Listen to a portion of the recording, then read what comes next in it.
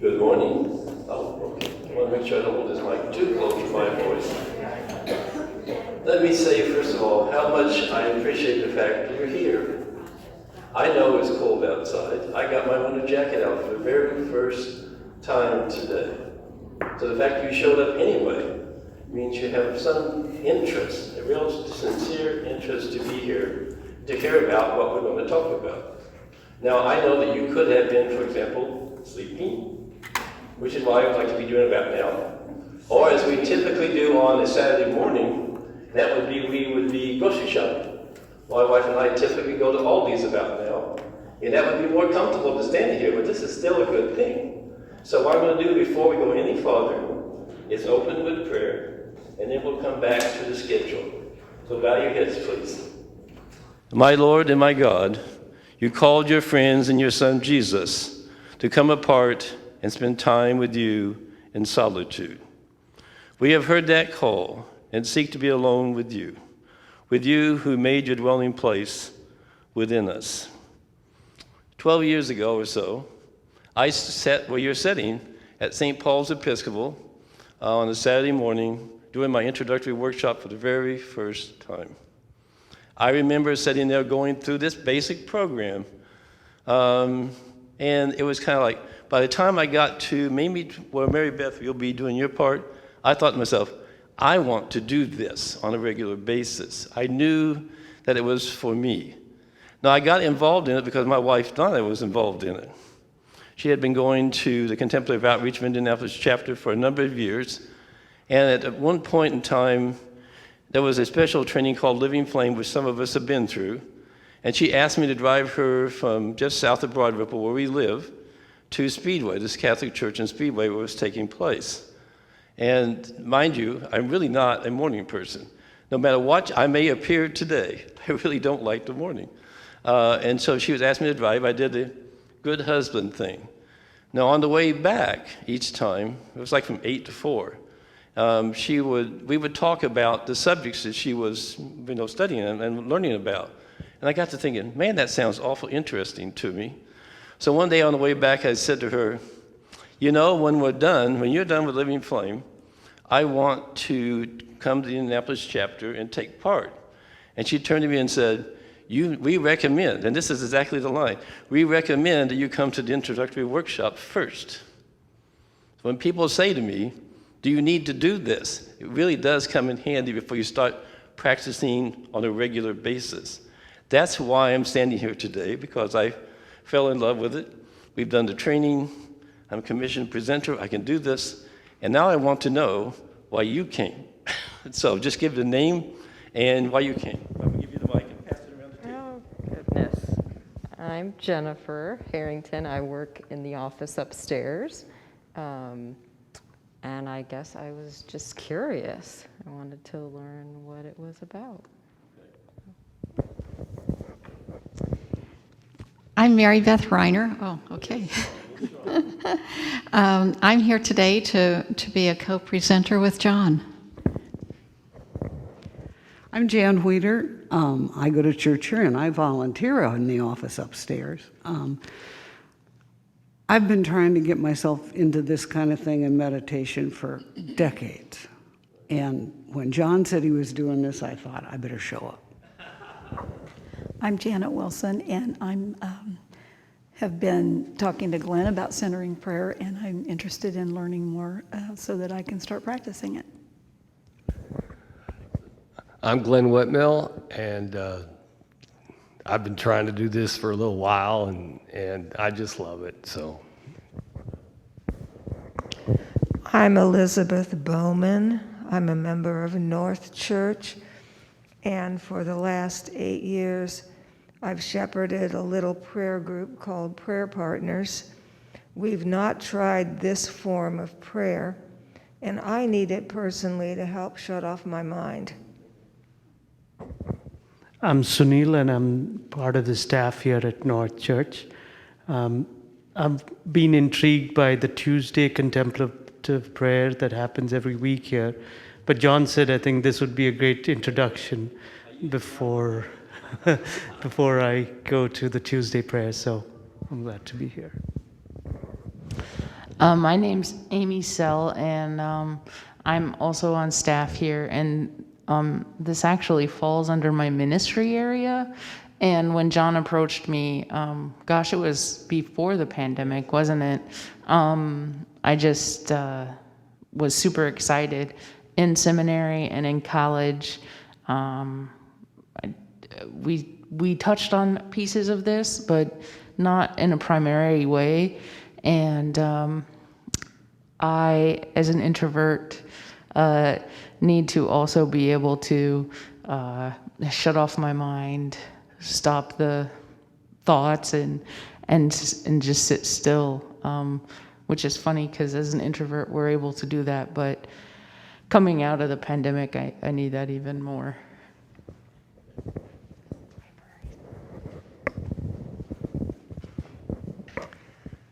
I'm Linda Smith, and I've been what I call meditating for 32 years because there wasn't centering prayer when I needed this, and only the Transcendental Meditation Center offered it. And so that's how I originally learned, and then I did the centering prayer workshop, I don't know how many years ago, 15? So I've done it once before, but what I find is that I always need a recommitment, a refresher, and something newness to add to my practice. So I'm really looking forward to being with John and Mary Beth. Well, hi, I'm Mary Miller, and I've never been to a contemplative outreach workshop, though I've been practicing centering prayer for about 6 years. I came to this from practicing Hatha Yoga and Yoga Nidra, and also Qigong Tai Chi. So I make the body-mind connection, but I enjoy this because it's Western, and it's the spiritual connection that Tom Keating has so wonderfully and eruditely explained. So I'm glad to be here and thrilled to be at my first workshop. I'm thrilled you're all here. I know that some of you have had more experience with this than others, and that I encourage them to come because I think sometimes if you've done it for a while, you forget some of the little key ingredients that makes it work. Now, in your packet on the left-hand side, you'll see the schedule. Now, it is my intent, our intent, to try to stick to the schedule as much as possible. Clearly, that depends on the breaks and how long you actually take on breaks. And I don't want to exclude questions, obviously, but just trying to stick to the schedule so that everybody can get out around 12:30 to 12:45. That's my goal. And so with that in mind, I will go ahead and get started with the actual program itself. Now, you see the introductory workshop. And the next thing is what I call the quintessential verse for centering prayer, which is, "Be still and know that I am God." It's not just know that I am God. It says, be still. It's a way, there is something about being still that makes that relationship with God different, and for me, deeper. I think when Glenn and I did the 5 days with Mary Beth of silence recently, you kind of get the idea of what being still is about. I just want you to do it for 20 minutes twice today, and that'll be a good start. So we have that as the start.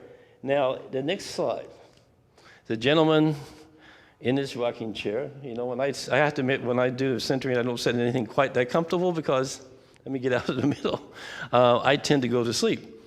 Now, what this picture reminds me of is the fact that we do meet here on Tuesdays, and we've been meeting for, 14 years, give or take? I don't think I've been in it that long, but long enough. And this is part of this group. It's a prayer group. I gave you a list in your supplies of other prayer groups around Indianapolis in case this isn't a place you can come. Now, I'm hoping for North Church members, they'll make it, and we'll have more people. But, you know, if for some reason you need to go to some other place around the city, there are prayer groups that are meeting, doing centering prayer. But so Indianapolis our chapter is one of many prayer groups in Indianapolis, and there is a greater Indianapolis chapter that meets. We've been meeting on Zoom for last year and a half, twice a month. So if you're interested, I can tell you so you can get the link. I hope before too long we'll get back to meeting in person, because it really is helpful, I think, at times to meet in person, which is why I prefer to do this in person as opposed to Zoom, which I have done once. So that group meets, and then that group is part of the greater international group that meets around the world in like 14 different countries. So this has been going on for around 40 years in this method, in this approach. There was a point in time in which people were coming to this monastery in Massachusetts, knocking on the door going, "Where is the meditation?" And they had to send them down the street. But they had not yet come up with this. I mean, the monks have been doing meditating or some form of silence for a very, very long time, but they had not translated that into something that you and I could use. So in the early 1980s, the three monks in this particular monastery, one of which was Father Keating, who authors the book, Father Meminger, and Father Basil Pennington. They came up with this method, and they started doing it around the world. And you are the beneficiary today of that particular practice. It is still going on. Now, I would say, in addition, that this kind of approach has been done for hundreds of years in monasteries and other places. This just finally became so that we could actually teach non-monastics this kind of a practice. So that's why I like this particular cycle. It reminds me of why you might do this alone by yourself. When you come to this prayer group or when you come to Indianapolis, you have somebody to share it with. You don't have to be a sole practitioner. Now, Conference 1. The schedule says that that's the opening. I'm now going to do Conference 1, which is prayer as relationship, and then we'll have a break, and then we'll do the actual teaching of the centering prayer method itself, the four guidelines, and we will do it. And so, let me get to center the prayer as relationship. If I were to say to you right now and ask each person like I did earlier, what is prayer? You're probably going to eventually give me a pretty standardized answer. By the fourth or fifth person, the answer is going to be pretty standardized. We would all agree that prayer is this idea of going deeper into a relationship with God. There are several types of prayer that we all do on a regular basis. There's vocal prayer, there's responsive prayer, and reflective prayer. I will define those a little bit later. But what I want to say up front is that this is something you do in addition to all those types of prayer. This is not a replacement. It is not, but this is the only thing you can possibly do. But it's good because it helps get you free of the thoughts in the mind. That's one of the things we will teach you, is that have you have time to free your thoughts, to treat them as boats going down the river instead of letting them control what's going on. So we're going to teach you to help you deal with that, which is kind of why I asked the question, why are you here? To find out how many people really wanted to find out about that part. Contemplative prayer itself. I want to define the difference between the term contemplative prayer. Now, we use that term. I had Amy use that term because it's more of a general umbrella term for a whole series of types of prayer. Centering prayer is one. We'll teach you the method of centering prayer.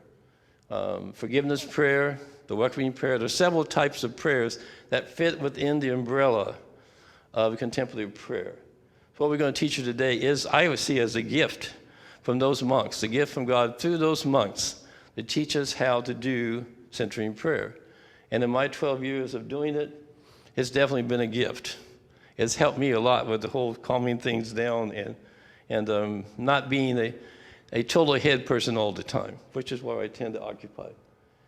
It is rooted in Scripture. You're going to see as the verse here, we love God because God first loved us. So Scripture verses in several of the slides.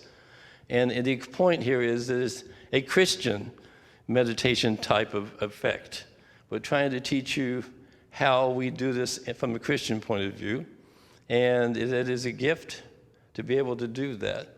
I can remember long before I knew about centering prayer, I was looking for something that would sort of shut off the mind for a while and let me relax. And this turned out to be the method.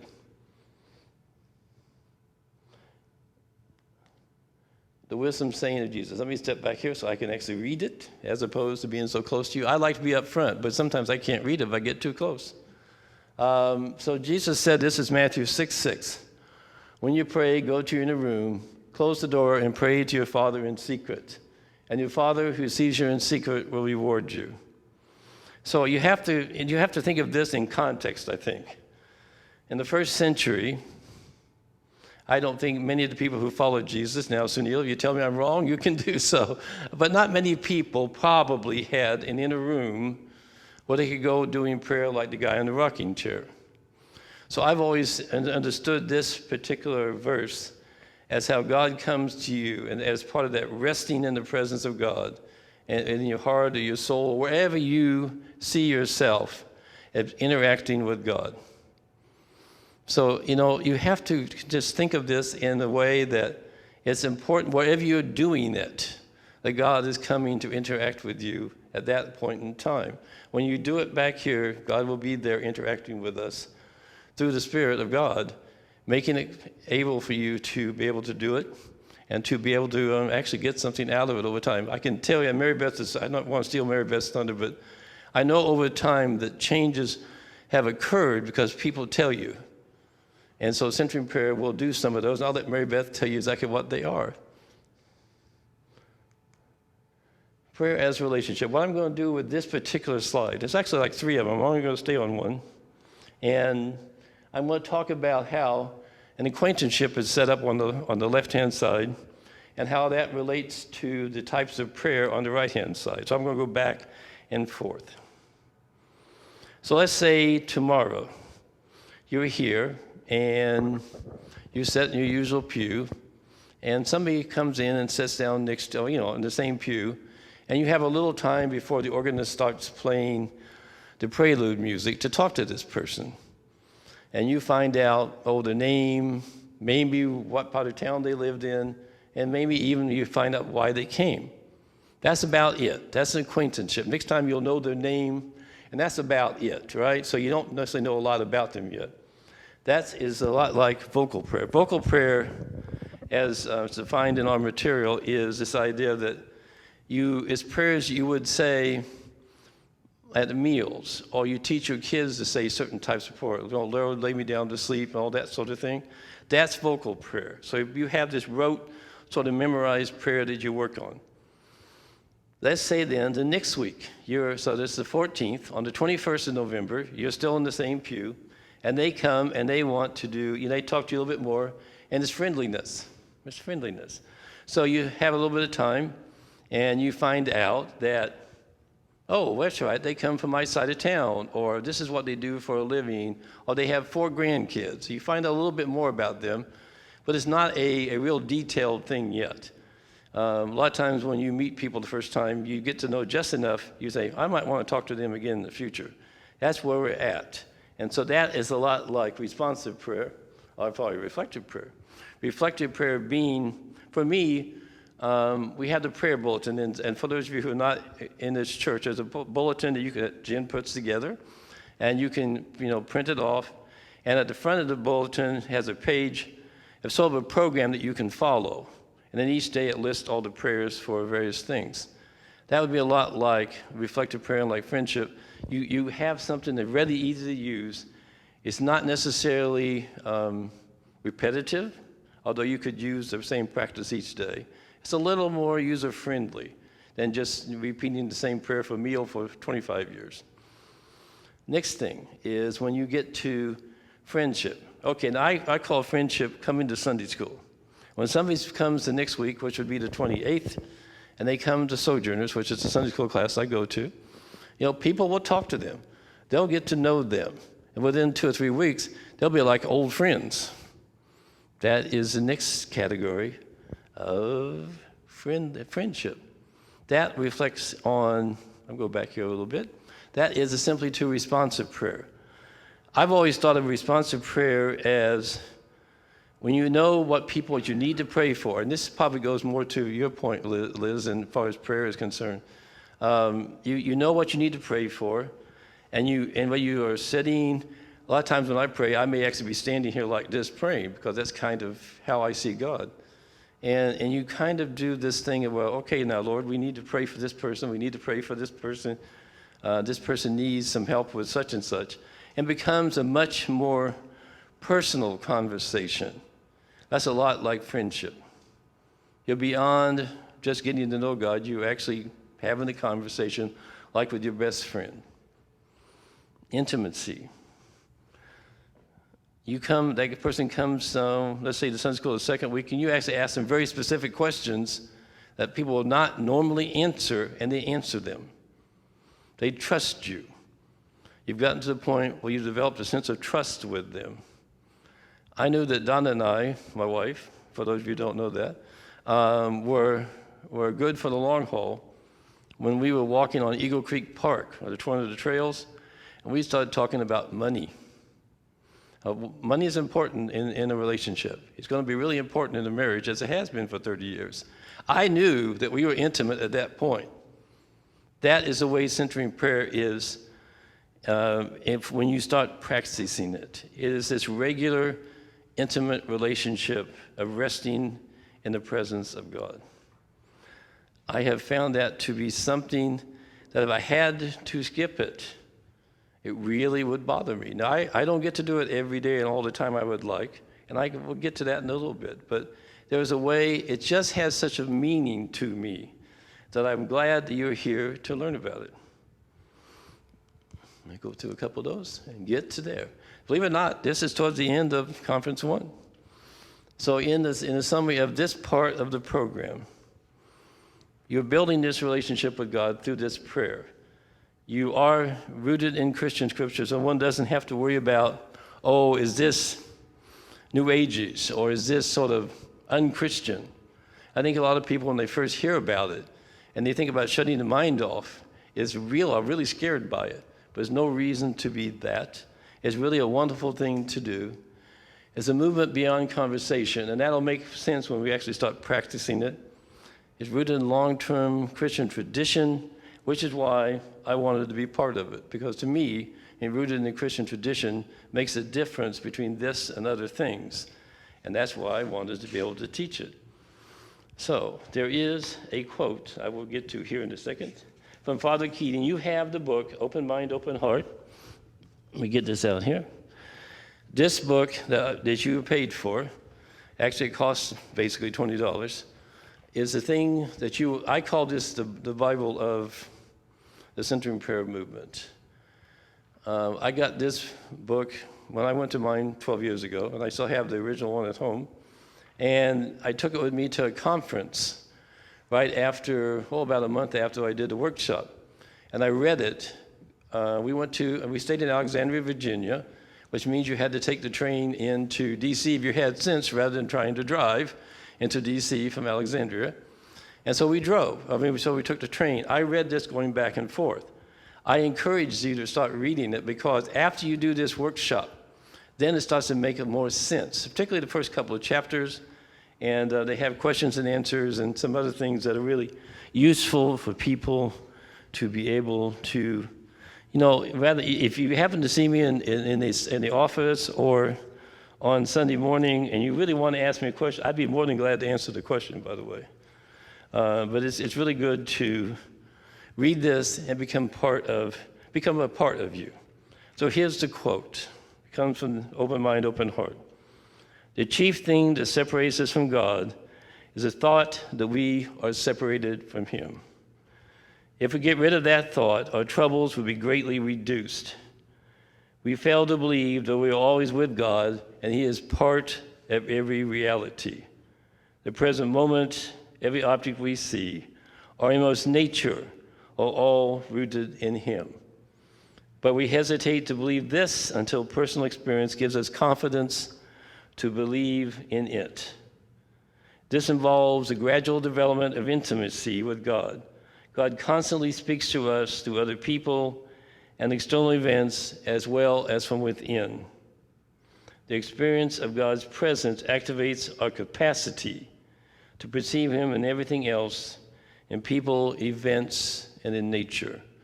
What I know, at least for me, when I started doing centering prayer, where he talks here about we don't really tend to believe that it's possible to see God in all times and places. We may say that in our head, right? But do we really believe it? What I found was that centering prayer gave me that opportunity to really believe it. And now, do you have questions? If you do, I'm going to bring you the mic. Any questions about this part? That's what I call the primer for part 2. No? No questions? All right, then take a 10-minute break and come back. And we shall go on to actually teaching you the guidelines of how to do this for those of you who have never done it before. Break time.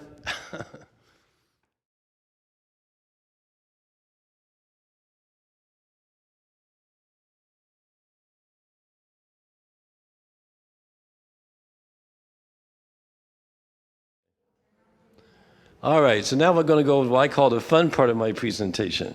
And we're actually going to talk about how to do centering prayer itself. I'm actually going to sit in that chair in a minute to show you part of it. And let's do this. Make sure I get to the right. So, it helps if you click on the right side, by the way, Mary Beth. It does help a lot because otherwise if you click to the right, it goes backwards. So this is sort of a summary of the other presentation. Centering prayer is that deeper relationship with God that you do establish by shutting off the mind. And particularly, it helps as you do it more over time. I would not want to stand there and tell you that if you do centering prayer twice today, all things are new and all things are great. It takes time. It's a discipline that you learn to do to foster that relationship with God. Well worth the time and the effort, but it is a bit of a discipline. Oh, okay, there we go. Come on forward. Uh-oh. May have to do this. It's gone dead there, Jeff. There we go. Great. Okay. Whew. Had me worried for a minute. I thought I was going to have to read them out loud from my own memory or something. So I am actually going to read these to you from my own transcript, and you can read along there. And I'm doing this because we're going to then go over them one by one, and so you'll understand the actual detail behind it. So number one, and these are guidelines. That is, these are how we recommend you do it. If you get too rigid, I think you kind of miss the point. But this will give you the idea of how a person, when I practice myself, I follow these guidelines. Choose a sacred word. We will talk about the sacred word in a minute. It's a symbol of your intention to consent to God's presence and action within. Sitting comfortably, hence the chair, with eyes closed, settle briefly and silently introduce the sacred word as a symbol of your consent to God's presence and action within. When engaged with your thoughts, return ever so gently to the sacred word. At the end of each prayer period, at each time you do this particular practice, we recommend that you remain in silence. And it says close for a couple of minutes. I generally do 30 seconds to a minute because I'm probably just too impatient for the rest of it. But that is what we're going to talk. So let's talk about each one individually and give a little detail. So it says, choose a sacred word as a symbol of your intention to consent to God's presence. So what we're going to do, you'll have the opportunity to choose a word. And a sacred word only means that it's sacred to you. It doesn't mean it has some theological significance or dogmatic significance. It's a word that you have chosen, and usually it's a simple word to use to consent to God's presence. Every time you sit down and every time these thoughts come in, you're using this word to help you eliminate those thoughts. Now, consent. Here's an example of consenting. In 1975, I consented and joined the U.S. Navy. Now, that is a form of consent, by the way. You consent to take the physical, which you have to pass. You consent to do the various testing that they put you through to teach you to make sure what it is trade you should be. I was in supply, by the way. I was moving boxes. And I realized at that point that was not the profession that I wanted to do for a living. Not in the hot Charleston sun, right? That was not good.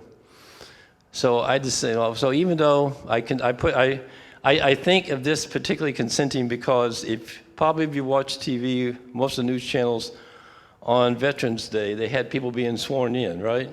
With a hand up and swearing to defend the Constitution. You also swear to follow the uniform code of military justice, which means if you mess up, they've got you. So when you say I consent, you say I do. That's fairly serious. Well, if consent here is simply an agreement between you and God to let God do what God does.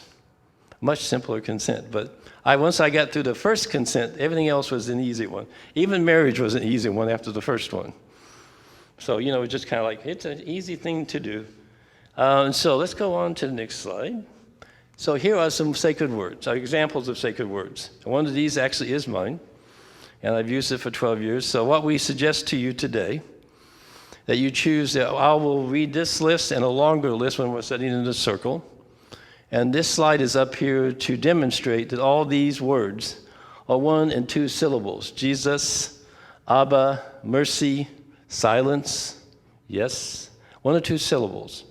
And the reason that's true is you don't start thinking about the word you're using as a sacred word to not think.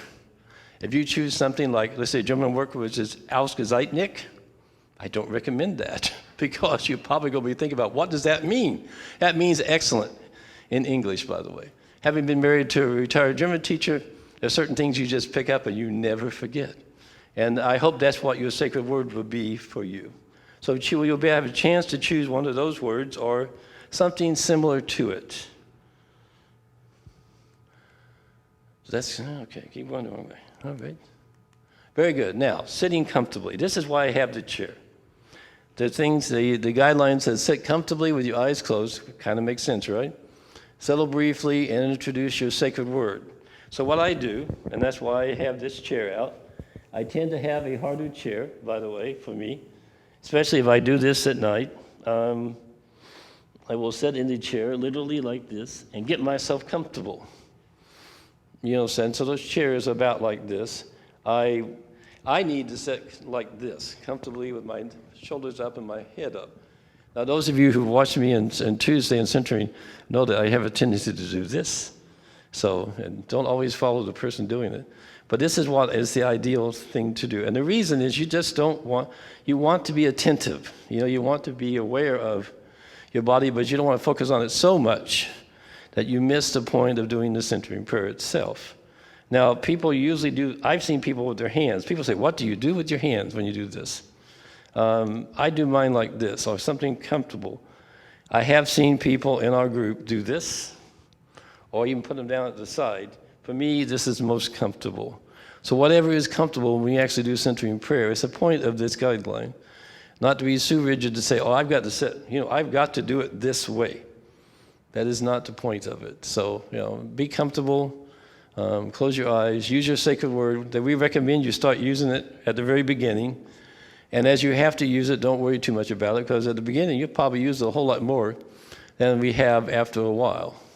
So I shall get up out of the chair gracefully and hopefully do that. All right. Moving on then to guideline 3. That kind of gets the point. I like the sitting in the chair it's very comfortable. Guideline 3, when engaged with your thoughts. So let's talk about thoughts in general. Thoughts are inevitable, okay, it just happens. I would like you to think of thoughts as they come to you as like boats on a river. As they come down the river, you say you use your sacred word and you kind of speed the boat up on down the river. It really does work just like that. If you are prone to think, if you're like me, I remember doing this at the very beginning. The first time at St. Paul's Episcopal, and I thought, well, if my mind ever shut off, right? That will probably be true for some of you today. It may be a little bit harder. Don't be discouraged by it. Keep using your sacred word. It will work for you as time goes on. And it just becomes a way of doing this prayer that works. It also is true that sometimes thoughts in the sense that we're using it refers to sensations. I don't know how many times, quite frankly, when I said the centering prayer, my skin starts itching. You ever had that feeling? When you want to, or you start getting a scratchy throat. Doing the sacred word actually helps. Sometimes images and memories come to me. Don and I travel, and we love to travel together. And so there are lots of memories, like walking the Great Wall of China, that will come to you when you're trying to do centering prayer. Sometimes they're emotions. If Donna and I haven't gotten along that day for some reason, those thoughts, those things will come rushing up. You simply use your sacred word to help you deal with that. And it really, it's worked a lot, very well for me. One thing I probably am more prone to than maybe most of you is I'm a planner. I like to plan, which is why I like doing this, Mary Beth. It's a plan. It's just enacting a plan. I don't know how many times on Monday morning when I'm trying to do my centering prayer before I come to North, which is what I usually try to do, I'm sitting there on Monday morning and every thought in the universe is going through my mind. And you're trying the best you can. And so this is 12 years. I'm just saying it does happen. I keep using my sacred word, and I know occasionally a thought will come to my mind and go, oh, should I not get up and go write that down?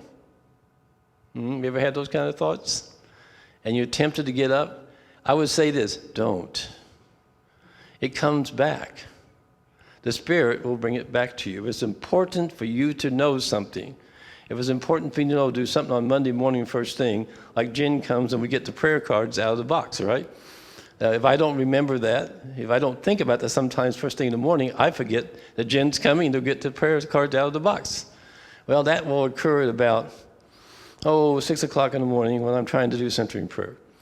And so I use my sacred word, and I know that Jen will be there, and it'll all be okay, and I don't have to really worry about it. And for me, those are the kinds of things that you may run into as you start doing centering prayer here today. Whatever was on your mind when you came may recur and become a part of that process that you are trying to eliminate. But that really is what you're trying to do, trying to shut off the mind so that God can do what God needs to do in your life. Next slide. Guideline 4. So we get to the best part. This is where, for me, and I've seen this done in many different ways by different people, at the end of the prayer period, remain in silence, and it says for a couple of minutes. Today, what we will do is I will ring the chimes and we'll start the prayer period.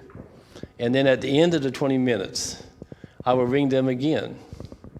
And what we're recommending is that you take some time just to sit there with your eyes closed and let yourself come back to the world gradually. You've come here today and you've escaped all the noises, all the news flashes that if you're like me and my cell phone's in my, it's actually over there, I'm trying to ignore all the notifications and all the things that life intrudes upon us with. And so the centering prayer is a time to be outside of that and be in the presence of God and actually just have some time for yourself. And so I recommend that you do it slowly. When you come back today, don't rush. Most of you will probably be opening your eyes right back up to see what's going on, but don't rush. Just take your time.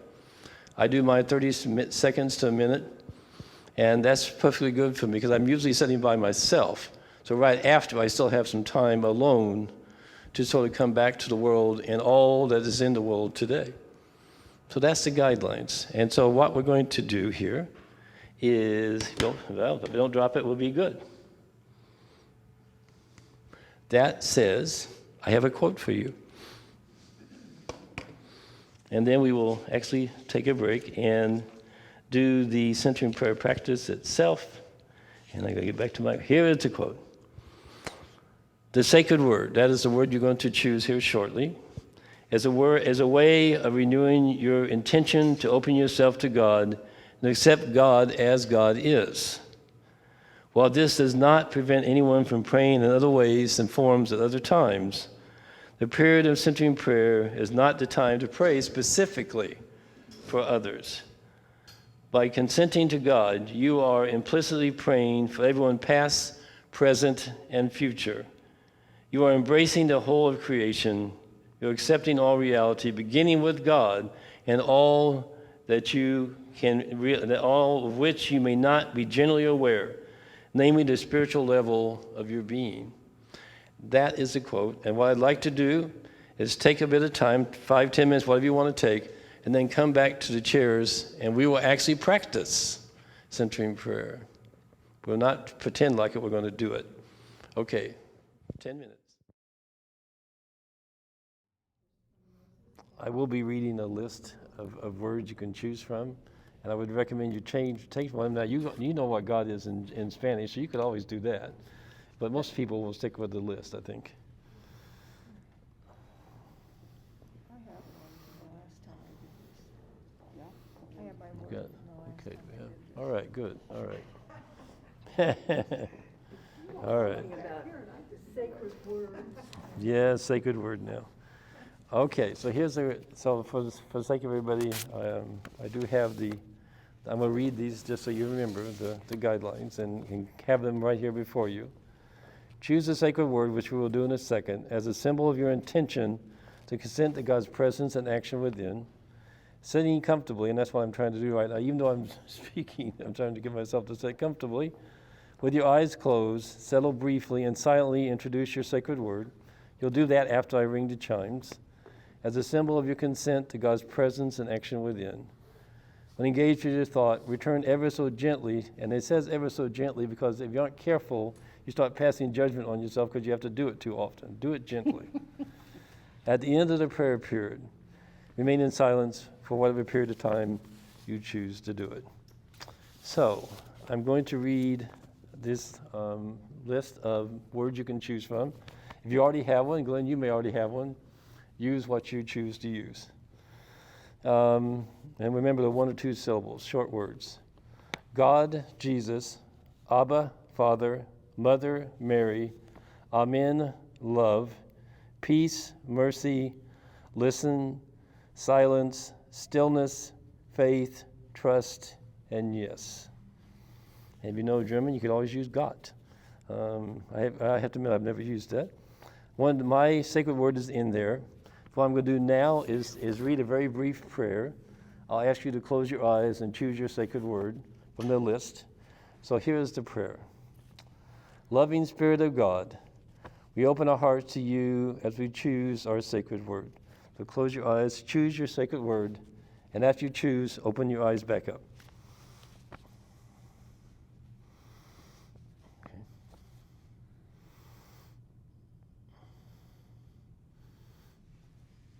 Maybe we have the eyes open. We'll move forward then. Okay. So next, what we're going to do is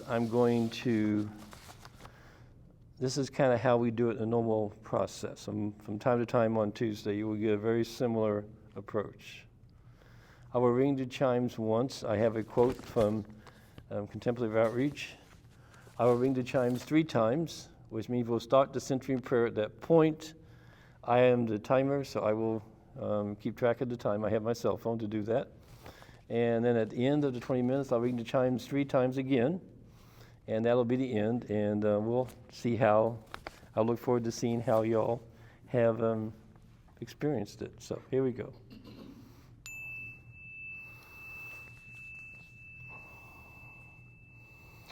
The theological foundation of centering prayer is the divine presence in every member of the human family.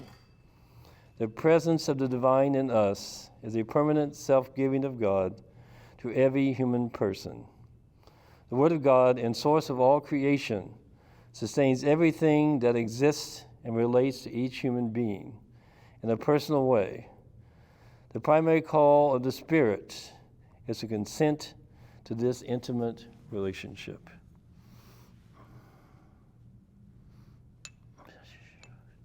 Come on. Come on. Come on.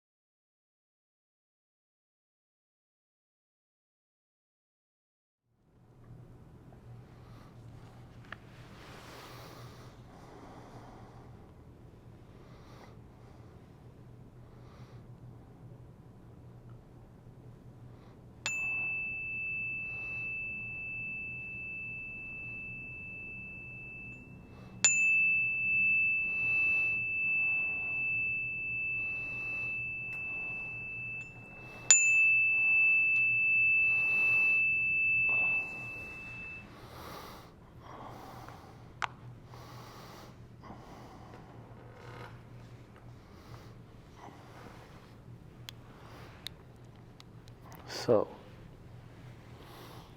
what was it like? Somebody tell me. What happened?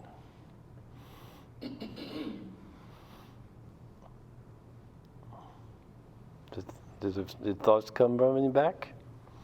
Do you have trouble getting rid of thoughts? How's that, Jen? Difficult? Okay.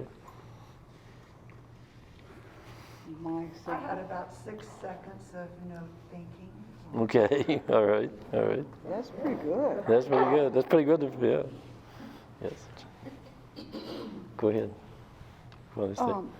My sacred word became like a chant Okay. because I needed to use it so often. Okay, yeah. Me too.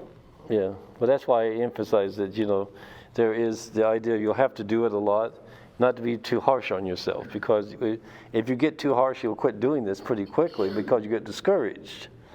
And Father Keating always used to say that the only type of bad centering prayer is when you don't do it. So don't worry about all the others, the mechanics of it. Just the only type of bad centering prayer is you don't do it. You don't practice. I mean, it does take practice to help deal with the thoughts over time. Anybody else? Well, yes. I've not actually ever practiced this before. Okay. Not expecting a whole lot except to try to get rid of my thoughts. Right. I'm a real busy type person. I'm like a type A to the nth degree. Right.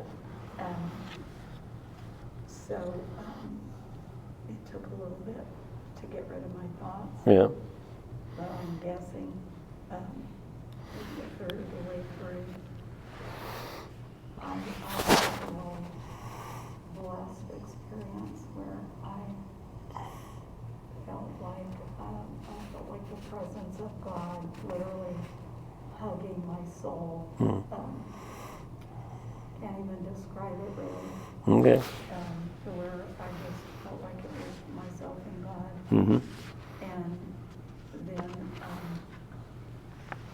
that kind of went away, and then I was, having to just watch the thoughts go by, like you said, just, watch them go down the river. Mm-hmm. And then I had an experience where the sensation was like I was traveling out here, and it was a little bit scary. Mm-hmm. Because, I just felt like I wasn't even present here. Mm-hmm. So I really it was a little bit frightening. Mm-hmm. Mm-hmm. So when that started to happen, I after a couple minutes of that, I sort of put the brakes on it because I was a little bit frightened of it. Sure. But I thought, okay, this is valid. Yeah, let it go. I remember when I first started, it's not that uncommon when you first start doing centering prayer that colors and other things. I used to get all these images. I used to get these images, and you could see like really deep into the images, right? That doesn't, right, it doesn't happen anymore. It kind of goes away with time, and I'm not sure exactly what the mechanics of brain chemistry is about that. I used to tell my wife, I said, all this stuff is happening. She says, it'll go away. And indeed, a lot of this stuff you're describing, the stuff that kind of makes people wonder about, all kind of goes away in time, and you become alone in what you were really talking about, like this sense of being in the presence of God and having this intimate relationship where you're not saying anything. And that's a wonderful thing for a person like me who likes to not have to say or talk all the time. What else? Anything else? Okay, well, I'll tell you one other story, then I'll be done. This is a story I wanted to tell earlier, and I forgot this. And this has to do with the idea we encourage you to do this each day. Actually, we encourage you to do it twice a day. For me, what I usually end up doing is early in the morning and then later in the evening. Well, I used to travel. I used to get up. I mentioned to people who work here, I would get up and drive from Indianapolis to Crown Point, which is up by Gary, or to Fort Wayne, and to my wife's hometown in Tell City, which is 3.5 hours. I didn't usually try to do centering prayer before I left, because my mindset was get out, get away from the traffic, get going while you can. And so I would drive to the agencies, and I think of one in particular in Fort Wayne, And it was called Bright Point. If you've ever been to Fort Wayne, it's one of the major social service agencies in Fort Wayne. And so I would get there after driving for the 2.5 hours it took, and I would pull into the parking garage. They had some parking spots in the Archdiocese of Fort Wayne. There's a building right next to their headquarters. And I would sit there literally. I'd pull up, and at that time, they were talking 10-ish, right? Nobody around, everybody's gone to work. Really, actually, a parking garage that is really very silent. And this really worked. I would do my centering prayer before I would go in. Not only would that sort of calm me down from the driving, because I do get kind of wired up when I drive, just ask my wife. And then it put me in the right frame of mind. What I was doing was going into an agency while I'm basically checking on them, right? They don't want you there. So you need not to be too aggressive when you're going in. You need to be pleasant, but yet firm about doing your job. And I found that doing centering prayer after those long drives helped me. And I simply say that to you. So if you find that it doesn't always work for you at a certain time, have some flexibility with it. It works. One of the best things I ever did in driving was to calm myself down because, I just kind of want to go and get those numbers right. And so that's the other side of my brain. All right, we're done here. I will get Mary Beth set up, and then we'll start again with conference 3 and 4. You will have another chance to do this here in a little bit. So hopefully you'll have a positive experience. I think you did have a positive experience, but part of it is always, I'm glad you brought that. I'm glad you had enough courage to say that. Because a lot of times people don't say things like that the first time they do it. So thank you for doing that. All right, I'm done, literally. And I'll turn it over to Mary Beth, and she'll start, about 10 minutes? Yeah, that sounds good. All right. We're a little ahead of schedule, so that's good too. Yeah.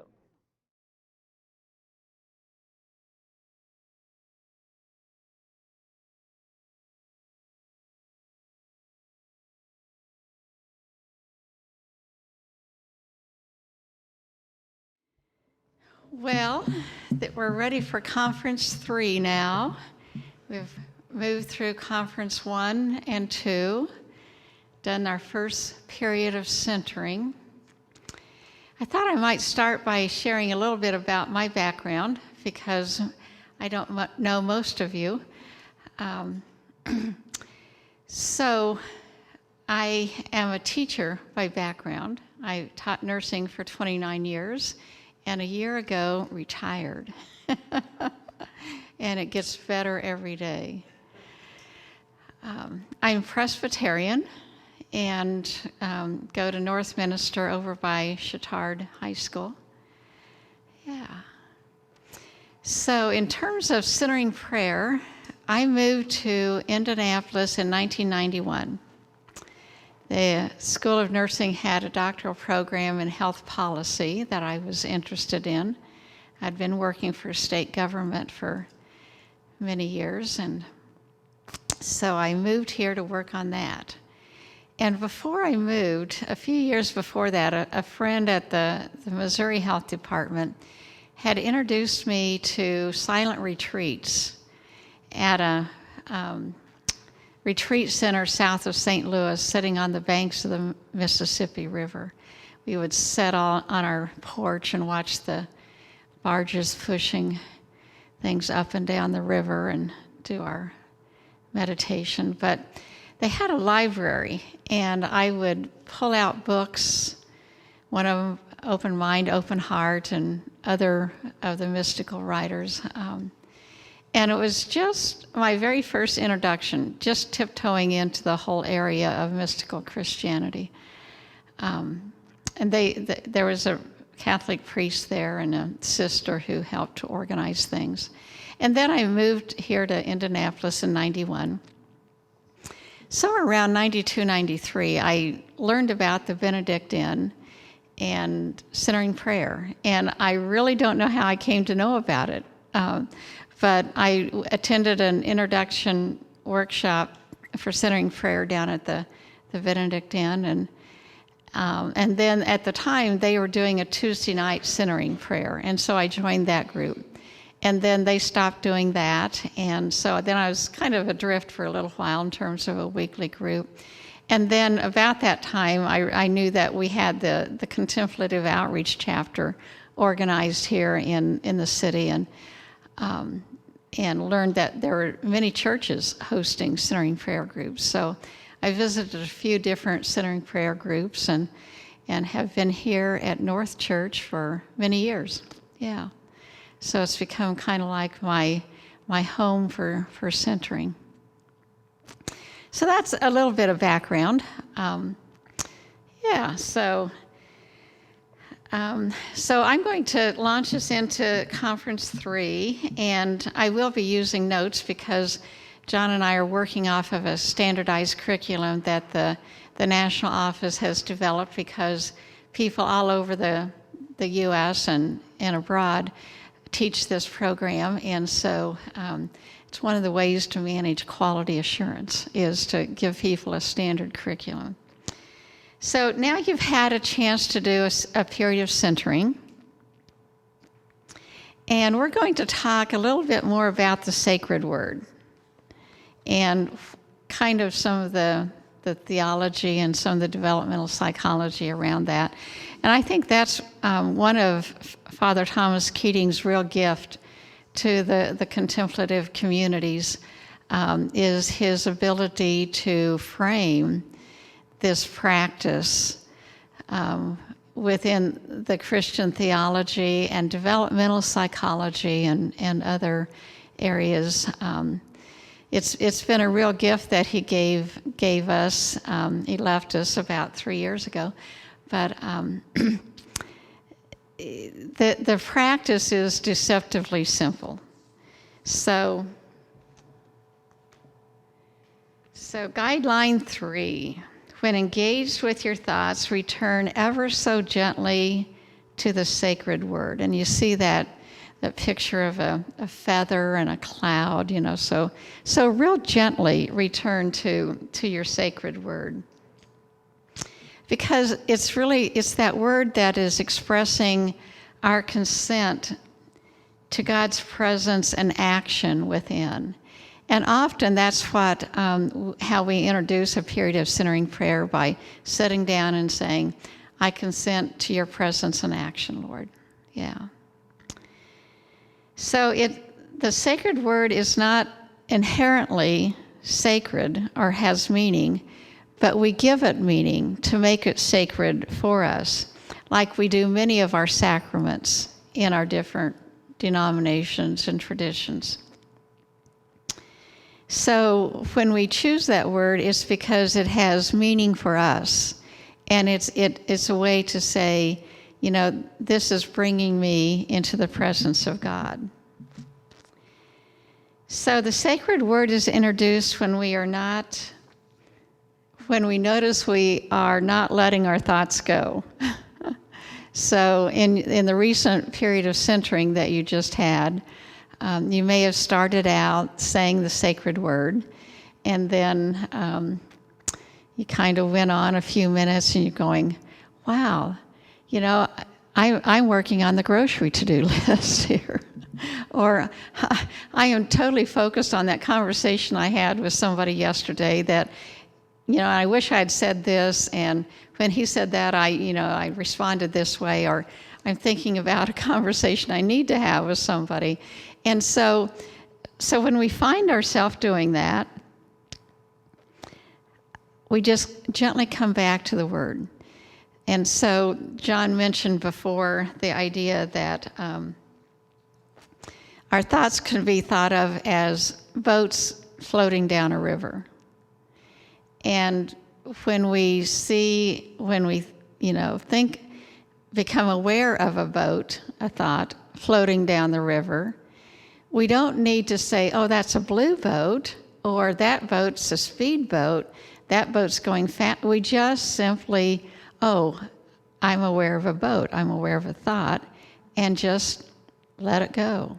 We don't evaluate it, we don't comment on it, we don't beat ourselves up by saying, I'm thinking about boats again, I really want to be just being in the presence of God. So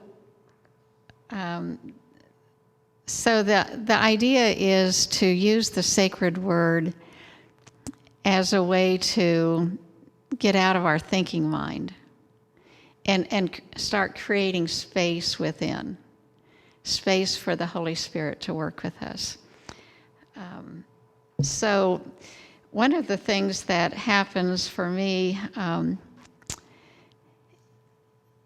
is when I'm having a lot of thoughts and having trouble just staying with the sacred word, I will do a little bit of breath work. The idea of getting out of the head and into the body. And so on an in-breath, I will really focus on the air coming in through my nostrils, through my passages, even going down to my lungs. Sometimes I will feel my abdomen rising. And when I'm paying attention to my breath, I'm not thinking. So it's another way of getting me out of my thinking head. And often, in our society, we're so ingrained in constantly evaluating, thinking, planning, that it's a real discipline to try to interrupt that. And so the sacred word is a tool to interrupt our thinking mind so that there's space for God to be present in us and with us.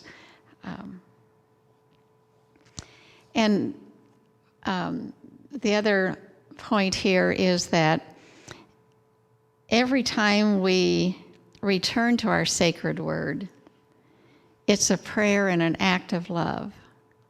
It says, God, I'm coming back. I'm going to be present to you again. So it's an act of love when we say, oh, and come back and say our sacred word. Yeah.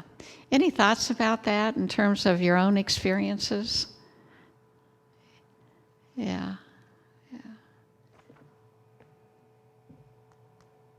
Okay. So thoughts is an umbrella term. It represents a whole lot of things. It includes body sensations. Oh, my nose is itching and I've got to scratch my nose. Sense perceptions. I'm cold, I'm hot, this chair is really hard. Feelings, images, memories about conversations or something that's happened in our past. Plans, reflections, concepts, commentaries, spiritual experiences. So it's that umbrella term that includes all of that and any of that. And anything that's going through our mind, our awareness, our perception.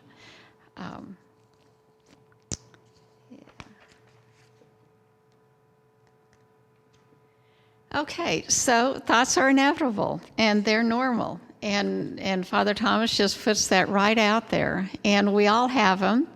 And what we're trying to do is develop another sacred practice so that we can kind of step out of the false self. Have you heard of the term false self?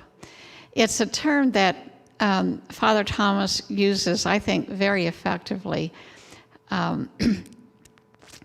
So as young people, we're brought up in our culture, our traditions, and we're taught how to be with other people, to be in the family, to be at the church, to be at school. And as we continue to grow and mature, we take on expectations about what I would like to do with my life and what's important in my life, and should I have a house, should I have this car, should I take this job. And what Father Thomas is kind of referring to, it's all that external stuff that kind of gives us an identity of who we are in relation to the world and other people. And he refers to that as a false self. So don't think of that as bad. You know, it's not bad. It's just how our culture, how we engage in our culture, in our life. But what he's trying to do is to say that there's also an inner life, a true self, that is our spiritual home. And what he's trying to say is that we have to really kind of loosen the bond, our grip, our connection to our false self to create space for the inner self. Okay, so here's a few more comments about kinds of thoughts. Ordinary wanderings of the imagination and memory. These may consist of outside noises and things that we are doing or thinking about prior to the time of prayer. Treat them as background music in a supermarket. If we let them go, we gradually develop the capacity to pay no attention to them. So here at North Church, we center at 5:30 on Tuesdays. And you all know where the geography of North Church is, where it's located in the city, a very busy intersection. Yeah. And so over the years, I've learned to adjust to the evening going home traffic. Yeah. Because we're in the chapel, and it's a beautiful chapel, a beautiful place to center. But we've got semis, and we've got motorcycles, and we've got these cars who intentionally want to be noticed, going up and down. But you know, you just set that aside. Yeah.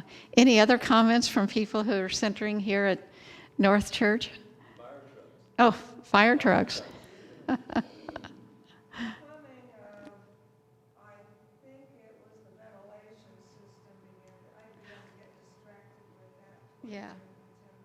Yeah.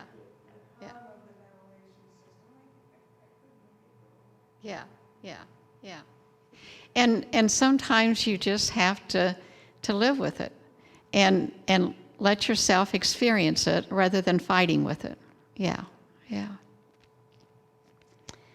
So thoughts that give rise to attractions or aversions. Thoughts with an emotional attraction or an aversion trigger reactions from our various feelings. Depending on whether these are pleasant or unpleasant, we feel spontaneous likes or dislikes. So I may have been working all day to ignore the annoying conversation I had with my sister yesterday.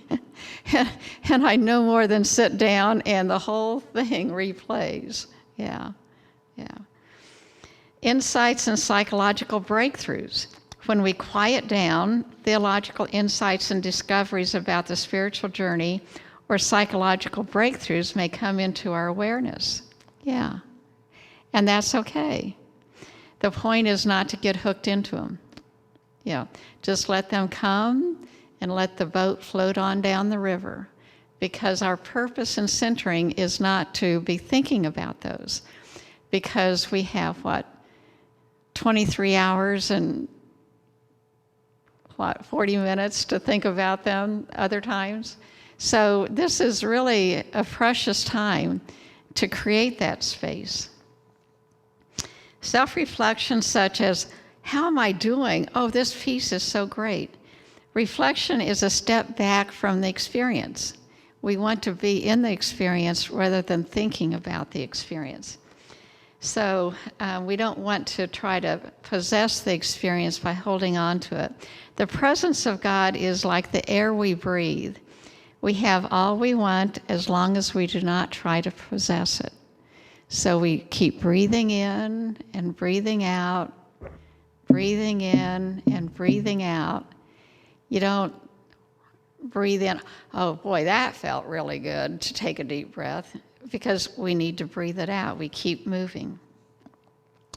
Thoughts and feelings arising from the unconscious. Centering prayer encourages the purely receptive disposition to God. We just want to receive what God's giving us today. For this reason, thoughts and feelings arising from the unconscious may begin almost at once. This process is the healing action of the Holy Spirit and is often referred to as unloading the conscience. Yeah. Unloading the unconscious. So as you work with the book Open Mind, Open Heart, you'll find that Father Thomas really does a lot of nice work with talking about the unconscious and the healing that's happening when we allow ourselves to be quiet. And even if thoughts come in that are somewhat annoying or distracting, those thoughts are there anyway. It's not like we didn't have them until we got quiet. We've been having them, and we've been trying to repress them and ignore them. But one of the things we often say is, let it come up so it can go out. You know,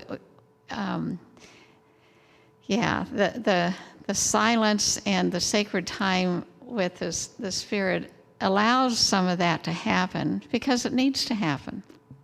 We need to be able to let go of it.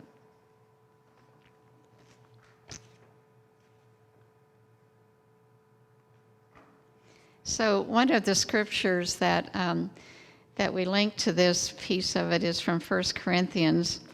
When the Lord comes, he will bring to light what is hidden in the darkness and will manifest the motives of our heart. Yeah.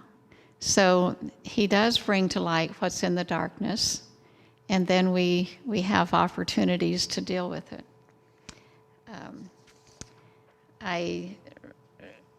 A year ago, I had an opportunity to complete the spiritual director internship down at the Benedictine. It's a 2-year process, and I've had a spiritual director myself for about 25 years. And, you know, it's very helpful to have somebody who you can talk to about spiritual things, because many times our friendships, even friendships within church communities, we have trouble getting past the social into our spiritual lives. And I know here at North you have the band, which, you know, 3 or 4 people. And that's a small enough group that you can be intimate with one another. Yeah.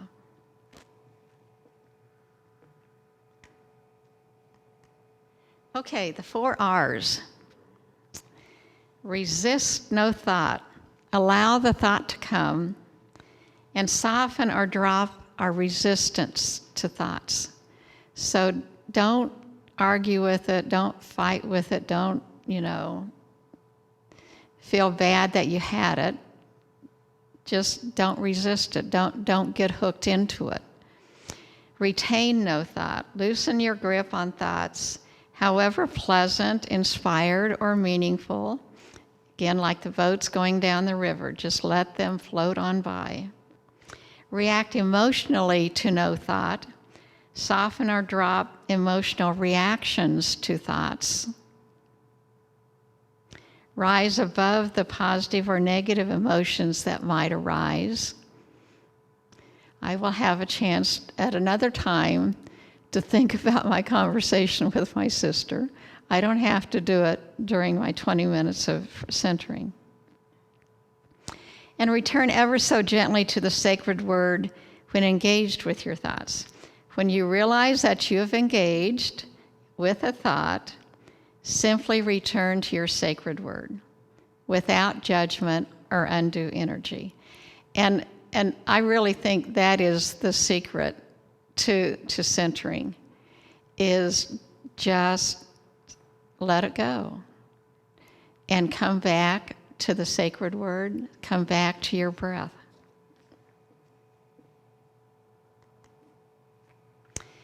So one of the things that's important in this work is that centering prayers is a method and not a technique. So there's not really a cause with an effect relationship. It's not a cause-effect. So in a technique, usually we say, if we do this, this, and this will happen. And so Father Thomas really frames it as a method, as a way to begin to open ourselves to the Spirit. Yeah. So during prayer, we avoid analyzing our experience, harboring expectations, or aiming at some specific goals, such as repeating the sacred word continuously. Sometimes I find that I'm doing that because I'm so distracted. I have to just really keep with my sacred word. And we're not really consciously thinking, I'm not going to think, I'm not going to have any thoughts. And we're not trying to make our mind a blank or achieve a certain peaceful feeling. The idea is just to sit down with the idea that I'm going to consent to the presence and actions of God. And intentions and goals beyond that are not really part of this method. So generally, having expectations about what should happen during centering prayer is an attempt to control the relationship with God. During our time in centering prayer, we have many thoughts such as, am I doing this right? Or I don't feel God's presence, or my sacred word is not working. And we really we don't need to go there, because God will make his presence known.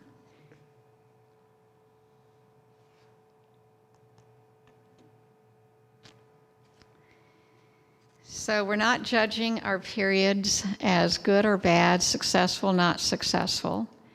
One of the things that John said at the end in our little circle is, Father Keating has often said, the only time, a centering prayer session is not good is if we get up and leave before it's over.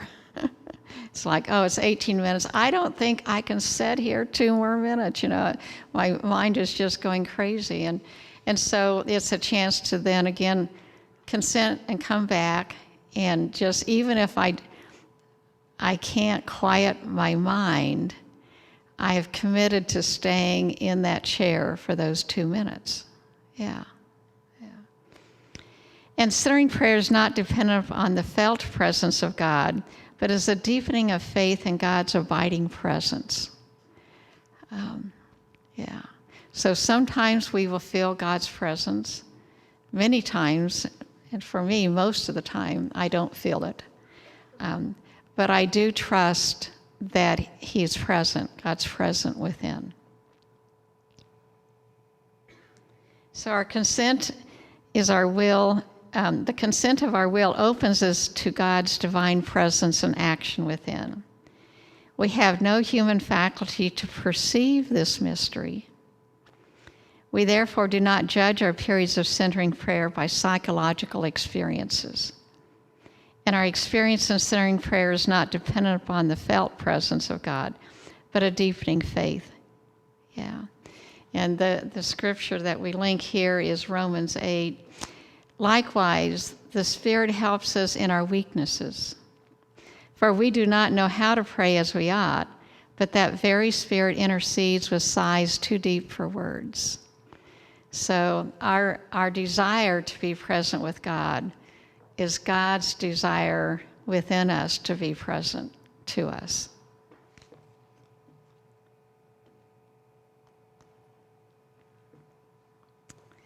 So in summary, consenting to God's presence and action is the heart and soul of centering prayer practice. When engaged with your thoughts, return ever so gently to the sacred word. By returning ever so gently, with a minimum of effort, we can stay on track with our practice. This is the only activity we initiate during a time of centering prayer, is returning to our sacred word. Once you grasp the fact that thoughts are not only inevitable, but an integral part of the process of healing and growth initiated by God, you will be able to take a friendlier attitude toward them. Centering prayer does not eliminate them, but leads to detachment from all thoughts.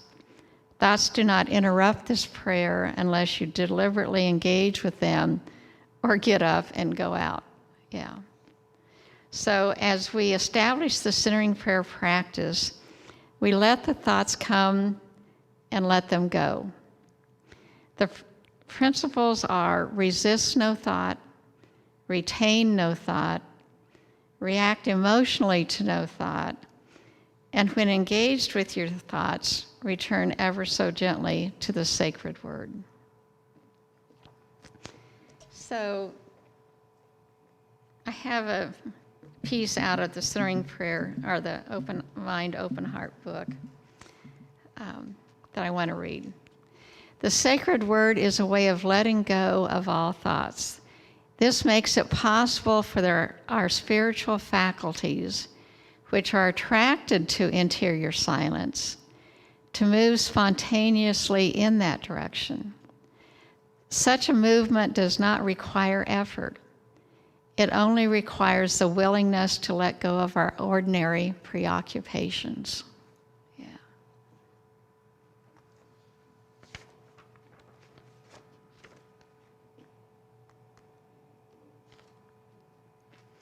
So we're going to prepare for our second period of centering prayer. And as a way of closing this one, I'm going to say the Lord's Prayer. Our Father, who art in heaven, hallowed be your name. Your kingdom come, your will be done, on earth as it is in heaven. Give us this day our daily bread, and forgive us our trespasses, as we forgive those who trespass against us. And lead us not to temptation, but deliver us from evil. For thine is the kingdom, the power, and the glory forever. Amen. Okay, so why don't you take a few minutes to stand up and then gather back over in our prayer circle.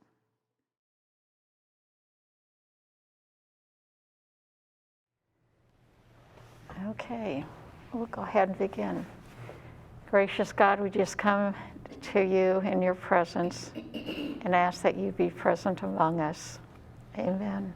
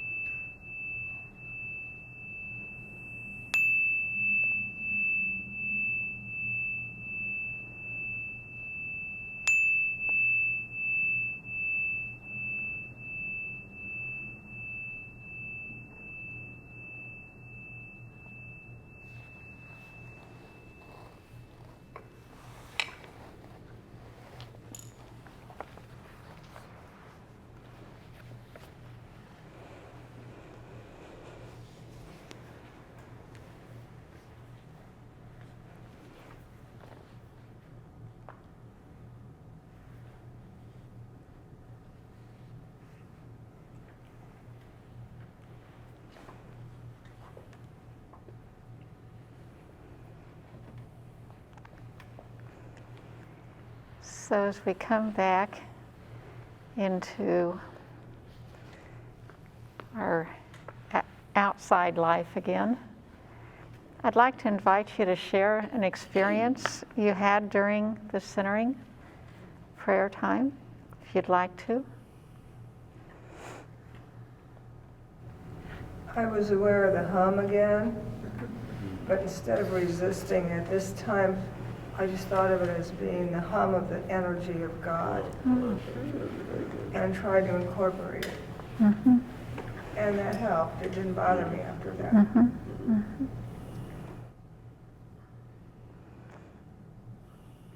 Accepting and letting it be so that you could free your mind. Yeah. And then I stopped being aware of it. Other than that, I had a lot of wandering thoughts. Indeed, yeah. Really good idea.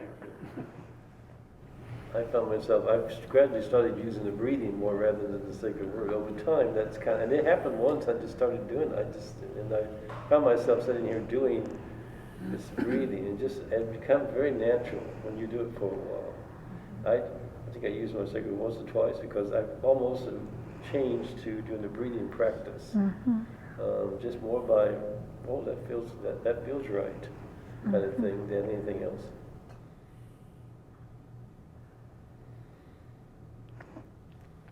That always brings me back to the thought of the breath of the Spirit. Yeah. You were going to comment? Just that I was using breathing also. Normally at this time I would be in a yoga class. I had to kind of. In my practice, I have gotten away from the sacred word, and I just lost the intentionality and power of it. And so in this 20 minutes, I went back to a sacred word. And it was so helpful in stopping my mind from spinning so much. So I'm grateful for that.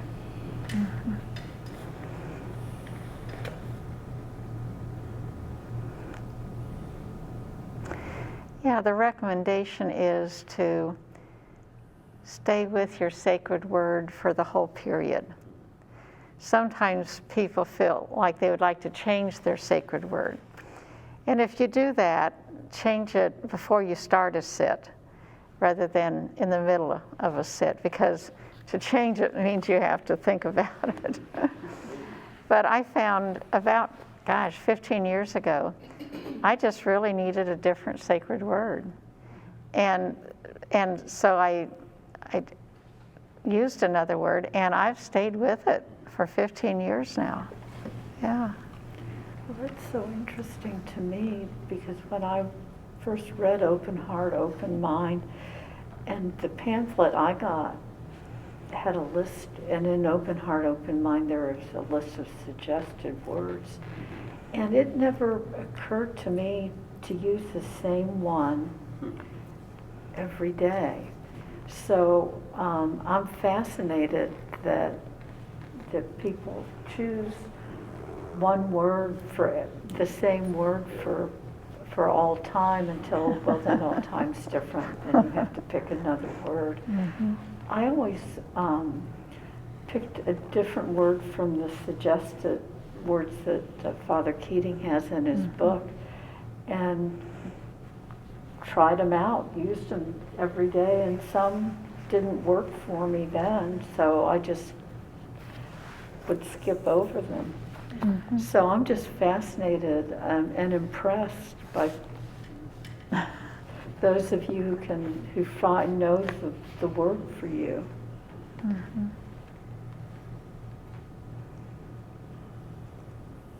Well, being in that quiet presence of the divine, I don't know, it has worn me down in a sense to where the action is not, I'm not apprehensive about the actions. So, and to continue to come back to His presence in action. Mm-hmm. So. I don't understand what you mean. I didn't understand what you mean by an action. And a what?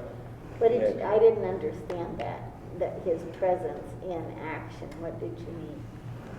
Well, I guess I've been afraid of God's action in my life on some level for many, many years.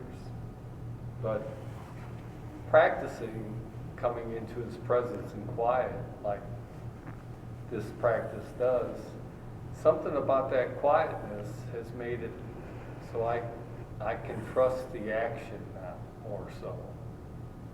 That's what's kind of transpired over a year or so. Does that clarify that a little bit? Mm-hmm.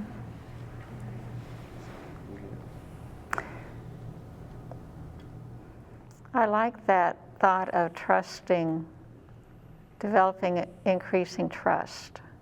Yeah. I think when we're in our external world, we are busy making it happen. And when we can center, we can let God make it happen. Yeah.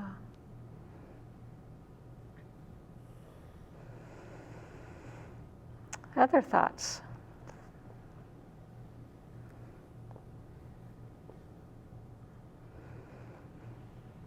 Okay, well, thank you for sharing. And why don't we take about 10 minutes and get ready for the fourth and final conference? Yeah.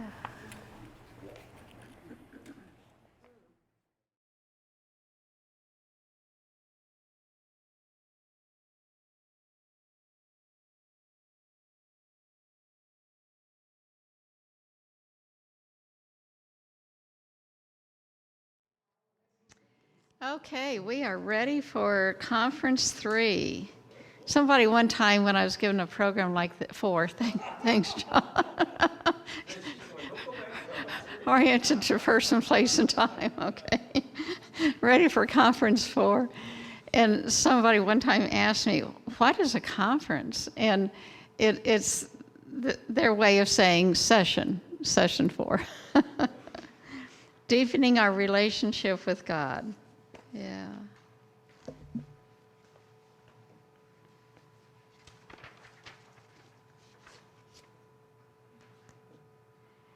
So, obstacles to our relationship. So, what separates us from God and others?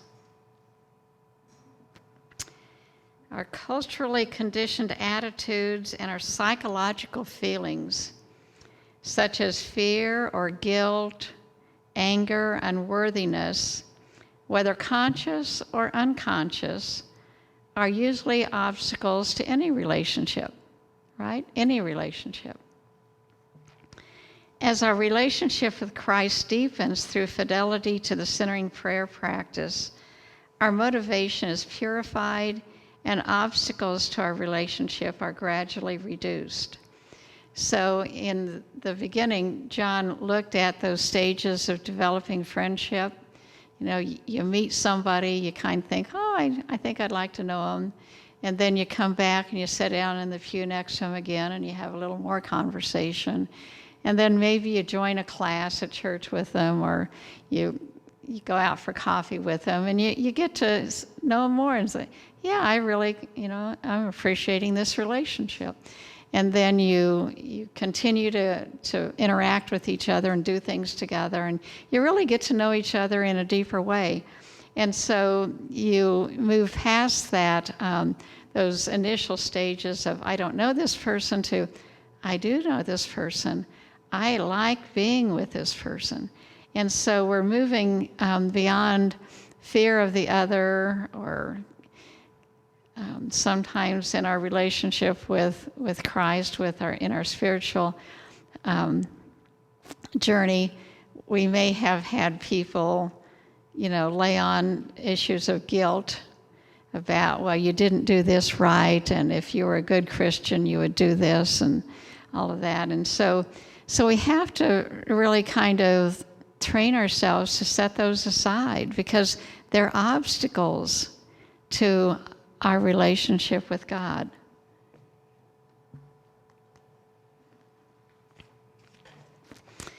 So, in contemporary terms, we read the following from Open Mind, Open Heart. And this is page 1.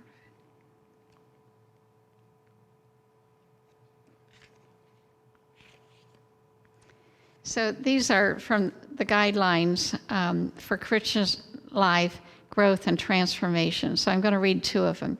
The fundamental goodness of human nature, like the mystery of the Trinity, grace, and the Incarnation, is an essential element of Christian faith. This basic core of goodness is capable of unlimited development, indeed of becoming transformed into Christ and deified. Our basic core goodness is our true self. Its center of gravity is God. The acceptance of our basic goodness is a quantum leap in the spiritual journey. And I've come back to this issue of our core goodness many times. And, being raised in the Christian church, I learned all about original sin. And I do believe in the doctrine of original sin, but I believe even more fundamental to that is original blessing. And God created us in his image, and that was the original blessing. And so it helps me in my relationship with the Spirit to focus on the blessings God has given us and calls us into relationship rather than the focus on the sin which separates us from God. So I think we all have some different perspectives, but Matthew Fox is one of the people who first introduced me to the idea of original blessing in his book by that name. He's an Episcopal priest, I believe. But the idea of embracing the blessing that God originally gave us when he created us and called us into being.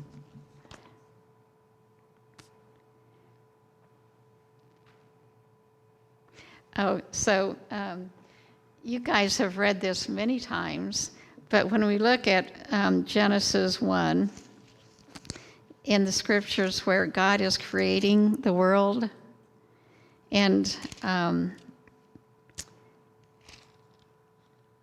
like me, you've read about the last creation.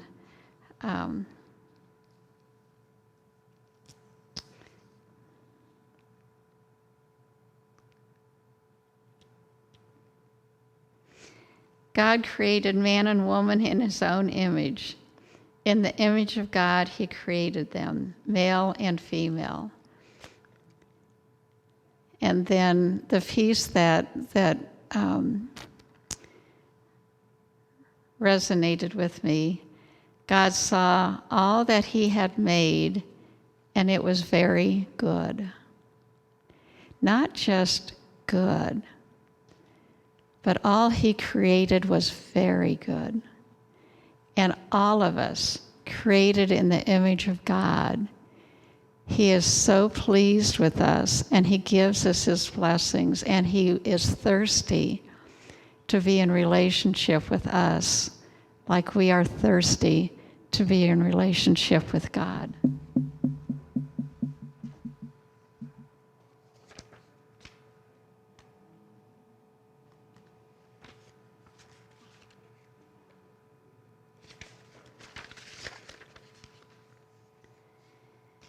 So each time we return to the sacred word, we allow the Spirit to reduce the unconscious obstacles to a deeper relationship with God and others. We recommit, we come back.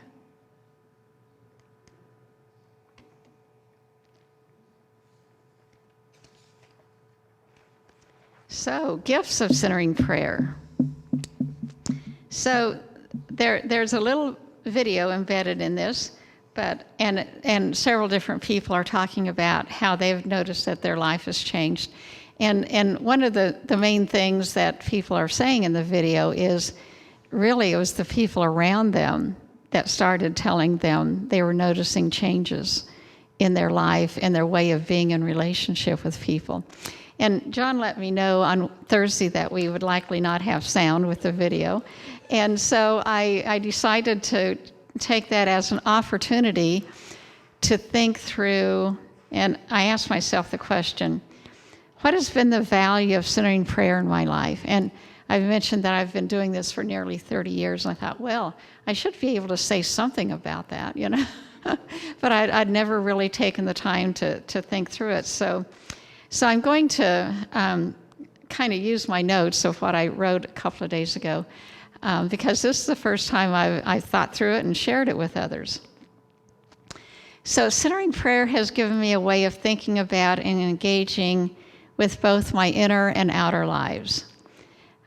Think of a thespian image of the actors, the image that has two faces, one smiling, one frowning. And this was representing to me the different aspects of life's unfolding dramas. When I accepted Christ, was baptized as an 8-year-old, and began my Christian journey, the focus was on being a Christian within organized religion and serving the church and the community. This mainly meant doing good work by serving others. While I continued to appreciate this aspect of the Christian life, in my 30s I began to realize there was still a vacuum in my life, a need that I didn't then know how to identify or name, but was slowly being met when I started attending silent retreats on the banks of the Mississippi River. I began to gain a deeper awareness of the sacred and some thought tools about a life that allowed me to come closer to God.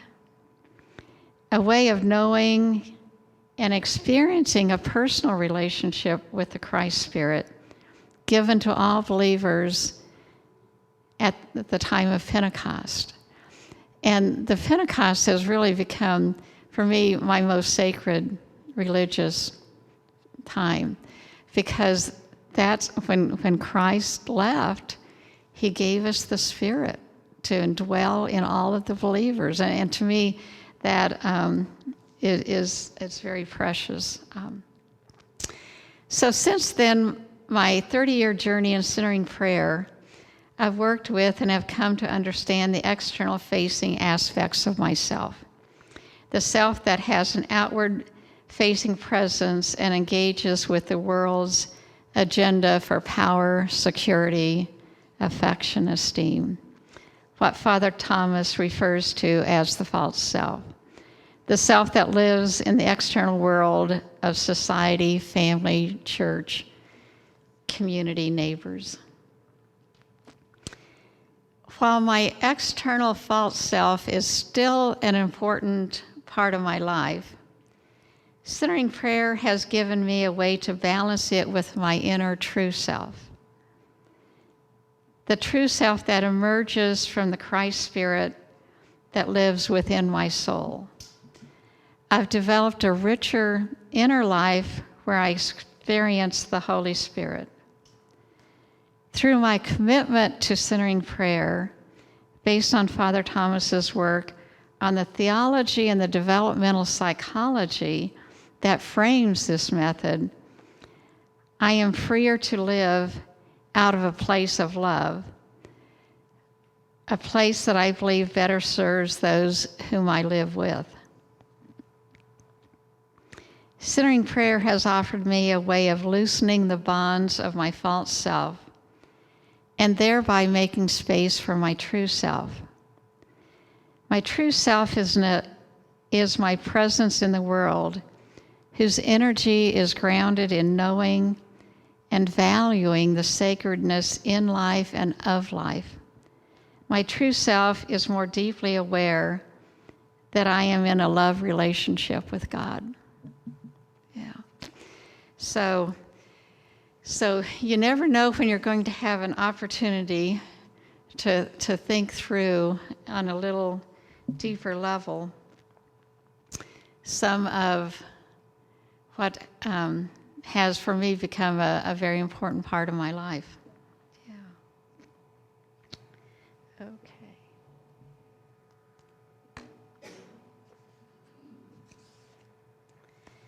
So contemplative values that serve to anchor the centering prayer method. The inspiration of the Holy Spirit bestowed in centering prayer may express one or more of the following contemplative values. Silence as an appreciation, becoming more appreciative of silence in one's life, and the growing capacity to listen. Solitude, enrichment of one's prayer life, growing in self-knowledge, which at times may be painful. Solidarity, awareness of increasing oneness with God, with the whole human family, and with all creation. And service, a non-judgmental attitude begins to develop towards others and ourselves. Practical caring of others and for all creation, and a growing awareness of the social application of the gospel. And above all, the ability to live in the present moment. And that to me is one of the true gifts of centering prayer is being present in the moment.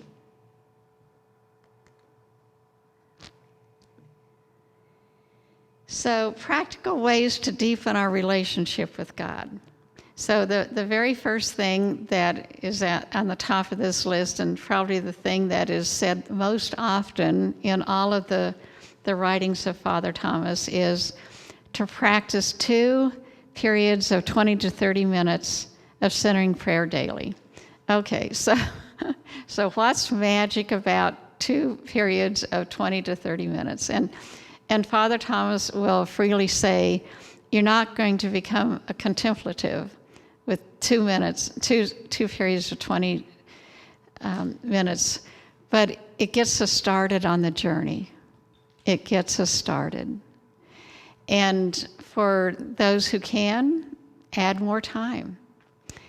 For most of my time in centering, I've been able to get 1 period in.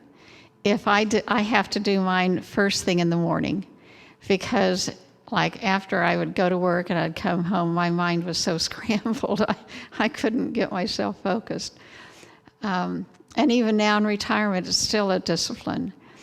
But what I'm finding when I am adding that second period, that I'm having to consciously reorganize my day and be more intentional about being available to God and to myself, my presence within the Spirit. And it does change how I go about my day when I do that second sit. And I think that's what Father Thomas is getting at when he says, you really need 2 periods of centering prayer. It's really a way of managing how you relate to your life by making space 2 different times. It's also recommended that we attend continuing education sessions. So in addition to the Centering Prayer Intro Workshop, we have on the Contemplative Outreach website lots of Father Thomas's videos. And they were made, many of them, in the early 80s when he was just beginning to do his writing and really making the tools available. But his theology and his grasp of developmental psychology, how we develop and grow, and what's happening with the unconscious is so solid, it, 40 years later, still works. And the recommendation to join a centering prayer group, and John put a copy of the groups that are available here in the city, but certainly would encourage you to join us here at 5:30 on Tuesdays. And listen to the Word of God in Scripture. So who knows what Lectio Divina is?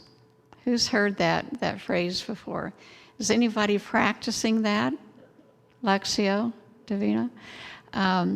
It's really a way of engaging in a conversation with the Scripture, which is a way of engaging with God, with the Spirit.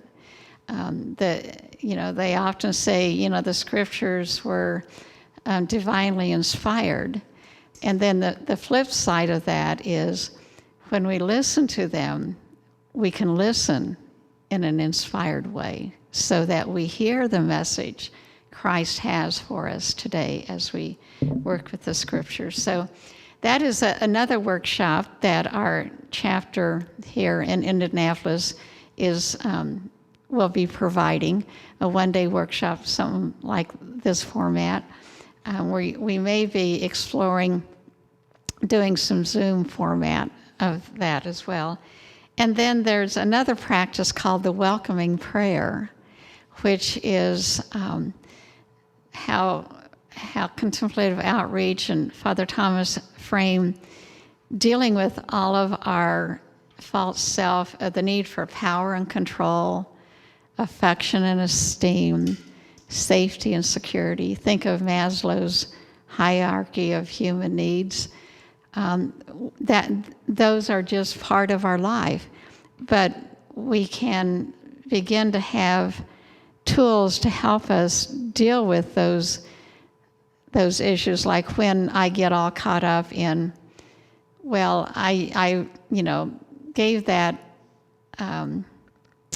book to my friend and she still hasn't returned it, and it's like, so whether I get caught up in the fact that it's sitting on her shelf somewhere or she's reading it now, I can set that away because I know that I gave it to her because she wanted to look at that book, and she will look at it when the time's right, and I really don't need it back because I'm not going to read it right now. So it gives us ways to work with all those, what Father Thomas calls afflictive thoughts, things that bother us, that afflict us, and cause us discomfort. We can choose to not dwell in that space.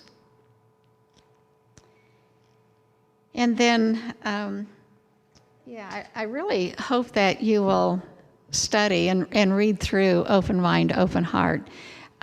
In some programs, they're organized such that after we do the intro workshop, we follow that with 3 or 4 weeks of meeting together to discuss some of the chapters here.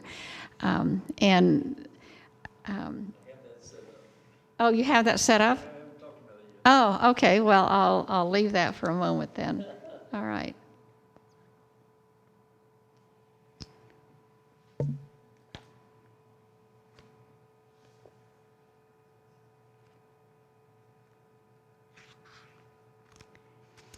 So one of the thoughts that I want to share in relation to this deepening practice, the purpose of centering prayer is not to experience peace, but to evacuate the unconscious obstacles to permanent abiding state of union with God.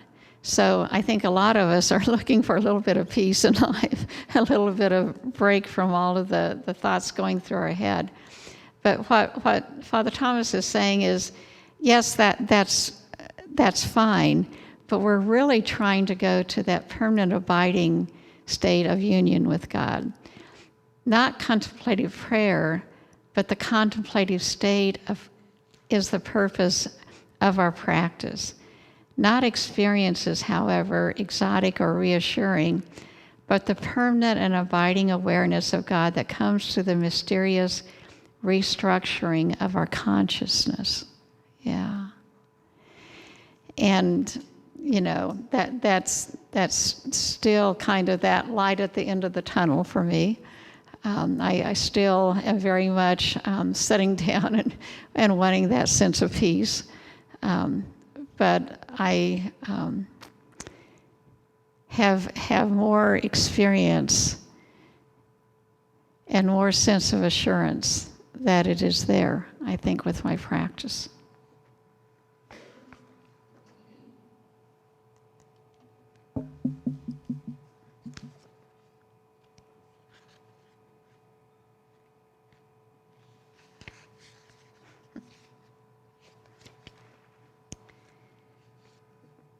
So this slide probably looks familiar.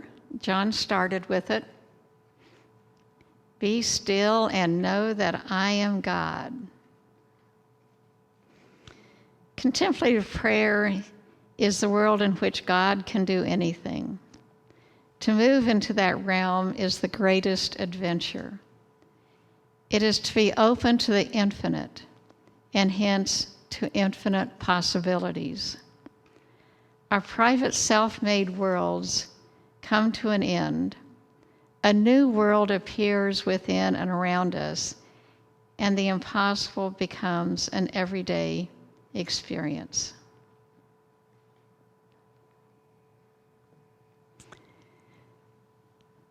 Be still and know that I am God.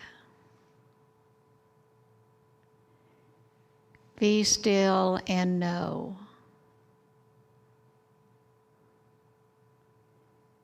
Be still.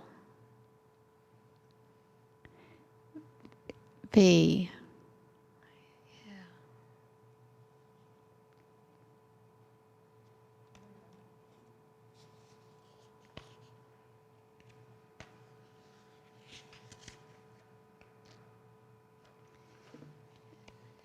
About a month ago, the International Office had their annual retreat, and I sat in on the Zoom, some of the sessions, and one of the speakers did something with this phrase that I'd not heard done before, and has really kind of captured my imagination.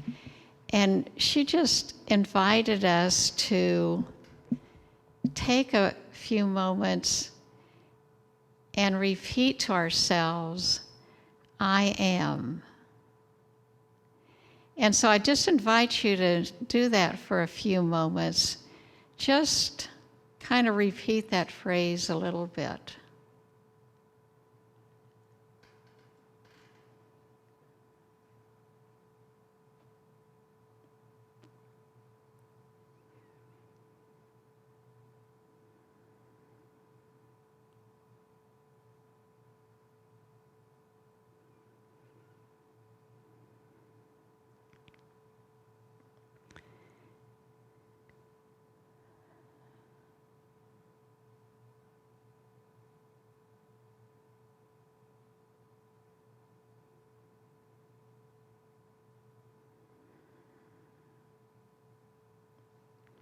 Amen. Yeah.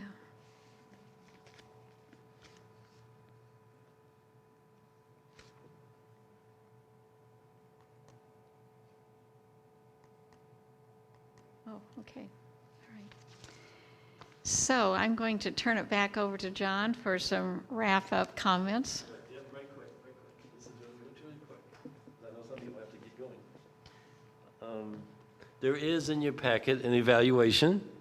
If you would fill that out, just turn it over and leave it, that'd be good. I did schedule 3 continuing sessions on Tuesday afternoon each, and I will send you an email like Sunday or Monday and do some follow-up and see who's available, that sort of thing. I realize it's a holiday season, and I thought to myself, this might be difficult, but I'm going to try anyway because it does have value to it. So that's pretty much it. Thank you for coming. I'm thank you for John for doing the taping. I hope that people who didn't get to make it, and there were some people who wanted to make it, who couldn't make it today, they'll have a chance to see this. Thank you, Mary Beth, for doing the parts.